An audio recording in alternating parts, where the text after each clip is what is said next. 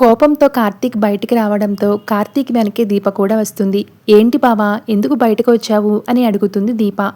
అత్త ఓ అర్హత లేని మనిషిని పొగుడుతుంటే ఆకాశానికి ఎత్తుతుంటే చూడలేక వచ్చేశాను అంటాడు కార్తీక్. అమ్మతనాన్ని పణంగా పెట్టి నువ్వు అత్తని కాపాడుతుంటే ప్రశంసలు దక్కేది ఎవరికి అని బాధపడుతూ ఉంటాడు కార్తీక్. నీలాంటి కూతురు ఎక్కడైనా ఉంటుందా అని అడుగుతాడు కార్తీక్. నాకు ఎవరి గురించి అవసరం లేదు బావా, నా తల్లి చిరునవ్వు చాలు, అదే నాకు గొప్ప కిరీటం అంటుంది దీప.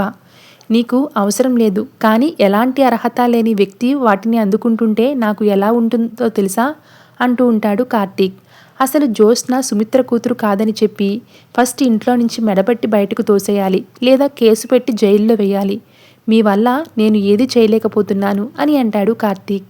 చెప్పడం మర్చిపోయాను, ఇందాక పారు గన్ తీసుకొచ్చింది, అది కింద పడితే జ్యోత్స్న తీయడం నేను చూశాను అని చెప్తాడు కార్తీక్. గన్ ఎందుకు తెచ్చింది అని అడుగుతుంది దీప.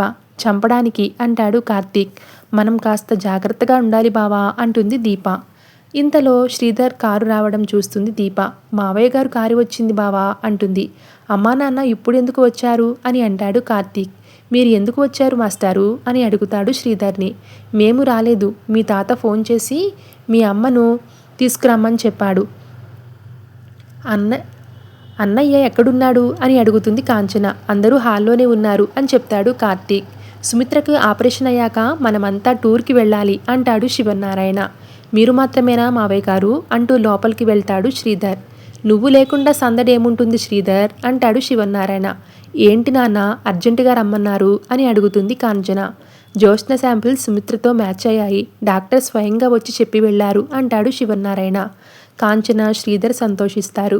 మా వదినకు ఏం కాకూడదు, ఎంతోమంది దేవుళ్లకు మొక్కుకున్నాను, ఇప్పుడు నాకు సంతోషంగా ఉందని వదినకు స్వీట్ తినిపిస్తుంది కాంచన.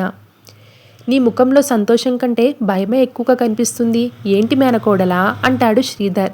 శాంపిల్స్ మ్యాచ్ అయ్యాయి కదా, ఎందుకు అయ్యాయని ఆలోచిస్తున్నావా అని అడుగుతాడు. నాకైతే ఫుల్ క్లారిటీ వచ్చింది, అదే ఇంకా కన్ఫ్యూజన్లో ఉంది అంటుంది పారు. నీకేం క్లారిటీ వచ్చింది, జ్యోత్స్నకు కన్ఫ్యూజన్ ఎందుకు అని అడుగుతాడు శ్రీధర్. నేను నిజంగానే హ్యాపీగా లేను మావయ్య. ఒకసారి మమ్మీ వేలు కట్ అయితే చాలా బ్లడ్ వచ్చింది, అది చూసి నేను తట్టుకోలేకపోయాను. ఇప్పుడు ఆపరేషన్ అంటే స్కిన్ కట్ చేస్తారు కదా అని బాధపడినట్లు నటిస్తుంది జ్యోత్స్న. పెద్దగా క్లాప్స్ కొడతాడు కార్తీక్. నువ్వెందుకు క్లాప్స్ కొడుతున్నావు అని అడుగుతాడు శ్రీధర్. పెద్ద మేడం గారు తల్లి మీద ఉన్న ప్రేమ చూసి నేను తట్టుకోలేకపోతున్నాను, ఓ 600-700 పేజీలు బుక్ రాయాలి అనిపిస్తుంది అంటాడు కార్తీక్. పెద్ద మేడం కన్ఫ్యూజన్లో ఉంది కరెక్టే, నువ్వు ఏ విషయం క్లారిటీగా ఉన్నావో చెప్పుపారు అంటాడు కార్తీక్. నేనెలా దొరికిపోయానేంట్రా అని మనసులో అనుకుంటుంది పారు. Thanks for watching.